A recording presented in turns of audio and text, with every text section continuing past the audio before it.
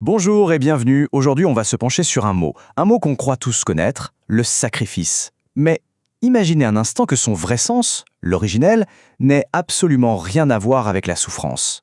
C'est un peu déroutant, non? Eh bien, préparez-vous parce qu'on va complètement retourner cette idée reçue. Bon, pour commencer, c'est simple. Le mot sacrifice, qu'est-ce qu'il évoque, là, tout de suite? J'imagine que pour beaucoup, c'est la perte, la douleur, devoir abandonner quelque chose de précieux. Et si tout ça n'était qu'un énorme malentendu? Regardons ça de plus près. D'un côté, il y a l'idée qu'on s'en fait tous. La souffrance, la perte, le regret. C'est assez lourd, hein? Et puis de l'autre, il y a une toute autre vision, celle qu'on trouve chez des penseurs comme Sri Aurobindo. Et là, on parle de don de soi, de joie et même d'unité. Alors la question, c'est comment est-ce qu'on passe d'un extrême à l'autre? C'est exactement ce qu'on va décortiquer ensemble.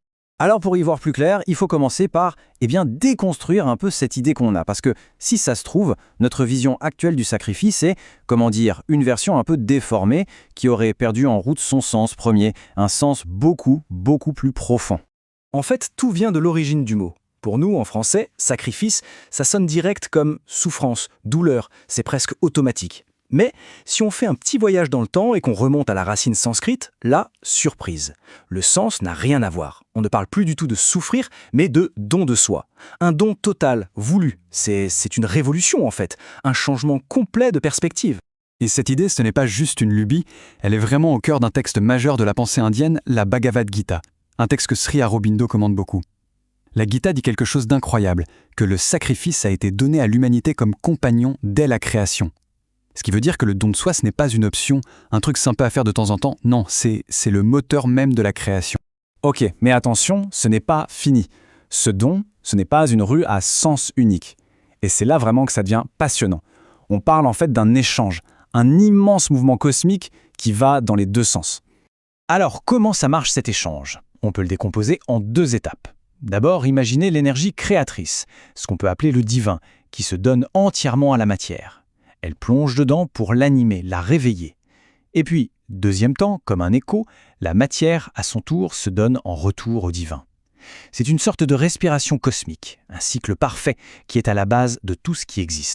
Et ça, la mère qui a prolongé la pensée de Sri Aurobindo l'appelle le grand secret. Le secret, c'est quoi? C'est que cette force divine, créatrice, n'est pas là-haut, quelque part, loin de nous. Non, elle est là, au cœur même de la matière, donc en chacun de nous. Et c'est parce qu'elle est en nous que cet échange, ce don mutuel peut avoir lieu. C'est ça qui change. Bon, si on suit cette logique, si tout et tout le monde participent à ce grand échange, ça nous mène tout droit à une autre idée vertigineuse. L'idée qu'il existe une unité cachée, une unité secrète qui connecte absolument tout. Mais comment ça fonctionne concrètement, cette unité? L'image est assez belle, c'est comme une seule et même source de lumière qui traverserait des millions de vitraux, tous différents. Chaque vitrail colore la lumière à sa façon. On a l'impression d'avoir des millions de lumières séparées. Mais à l'origine, c'est la même et unique lumière. Eh bien, c'est un peu ça. La présence divine est une à la base, mais elle apparaît comme subdivisée dans chaque être vivant. Et tout ce jeu, c'est pour recréer en permanence cette unité primordiale. Sri Aurobindo le dit avec des mots très simples et très puissants. Tous sont joints les uns aux autres par une secrète unité. Et attention, ce n'est pas juste une jolie phrase poétique. Pour lui, c'est une description pure et simple de la réalité, de la structure même de l'univers.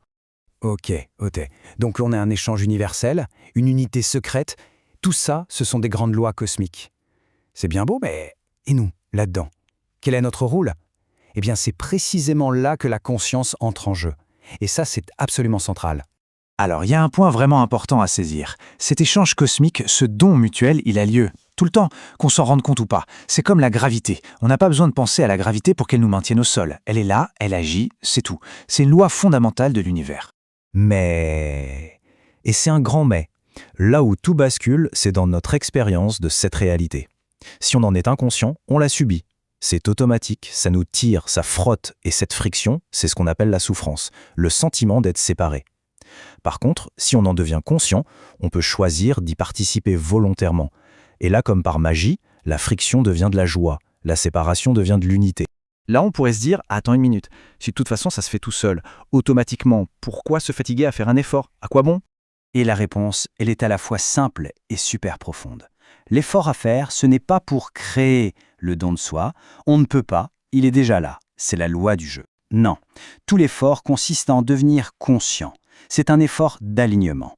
Et c'est cet alignement qui fait toute la différence entre ressentir la joie de l'échange ou subir la souffrance de la séparation. Et tout ça nous amène au point culminant de cette réflexion, la véritable clé de voûte de toute cette philosophie. L'idée qu'une transformation radicale est possible. Et que cette transformation passe par une seule et unique chose, la conscience. Parce que, selon cette vision des choses, la cause de toute la misère, de toute la souffrance dans le monde, elle n'est pas à l'extérieur. Elle n'est pas dans les événements. Elle est à l'intérieur. C'est juste une illusion, l'illusion de la séparation. C'est notre petite conscience individuelle qui croit être toute seule, coupée de la grande conscience universelle, alors qu'en fait, elle en est une partie intégrante. Et la mère résume tout ça en une phrase absolument lumineuse. La vraie transformation, c'est la transformation de la conscience. Tout le reste suivra automatiquement. C'est limpide. L'invitation, elle est là. Le travail ne consiste pas à changer le monde extérieur, mais à changer notre conscience. Et le reste suivra. Alors voilà, si l'on part du principe que l'unité est un fait et que le don mutuel est la loi de l'univers, eh bien, il ne reste plus qu'une seule vraie question. Et c'est un choix. Le choix de ressentir la souffrance de la séparation ou la joie de l'unité. La question reste ouverte. Merci pour cette écoute.